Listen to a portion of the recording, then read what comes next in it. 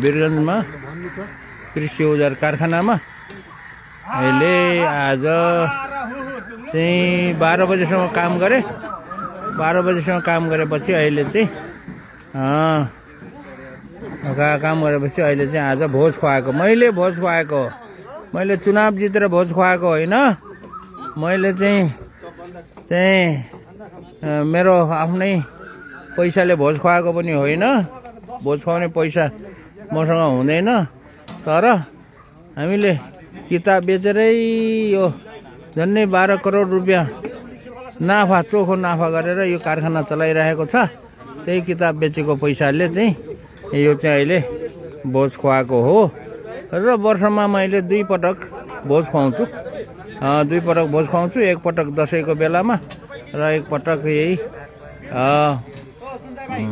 समयमा 2 पटक चाहिँ भोज खुवाउँछु। यो किनभने उनीहरूले एकदमै कोसिस गरेको छ, धेरै परिश्रम मेहनत गरेको छ। बिहानदेखि बेलुका रातभरि दिनभरि काम गरिरहेको छ। काम गरिरहेको मान्छेलाई चाहिँ हामीले चाहिँ भोज खुवाउनु भनेको चाहिँ कुनै नराम्रो काम होइन। यो चाहिँ मानिसहरू रमाइलोको लागि है पिकनिक गएर चाहिँ ठुलो पार्टी प्लेसहरूमा चाहिँ बिहा भोज भतेर गर्दाखेरि हुने, हामीले एक दिन भोज खुवाउन नहुने। कसैलाई रिस उठ्छ भनेदेखि अब टाउको ठोक्नुहोस्। अब के भन्ने त मैले है, नरिसाउनुहोस्। यसरी भोज खुवाएको देखेर चाहिँ कोही पनि नरिसाउनु होला भन्ने चाहिँ मेरो अनुरोध छ। उहाँ बिचरा यहाँ कारखानामा काम गर्ने भाइ बहिनीहरू छ। बहिनी चाहिँ एउटा मात्र छ।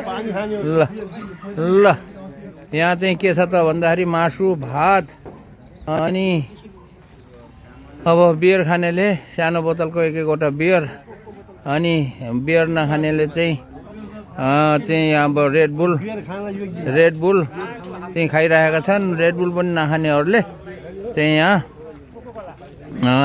स्प्राइट कोको कोलाहरू चाहिँ खाइरहेका छन्। वीरगन्ज कृषि औजार कारखानालाई चाहिँ औजारहरू बनाउने एउटा अनुसन्धान केन्द्र पनि बनाइँदैछ। ल अब के हुन्छ भगवानले थाहा होला, हामीलाई चाहिँ त्यति थाहा छैन। ल कति किलो? 16 किलो हो खसीको मासु बनाएको छ। मासु नखानेवालाहरूलाई चाहिँ पनिर, च्याउ, अरू सागसब्जीहरू केहरू बनाएका छन्। ल मिठाई पनि छ, दही पनि खानु पाउँछ। आज त टन्नै भोज खुवाउने हो। भोज खुवाएर केही घाटा लाग्दैन। आज उनीहरूलाई चाहिँ खुसी बनाउने हो। ल हेर्नुहोस्, ल दही पनि खान पाएको छ, मिठाई खान पाएको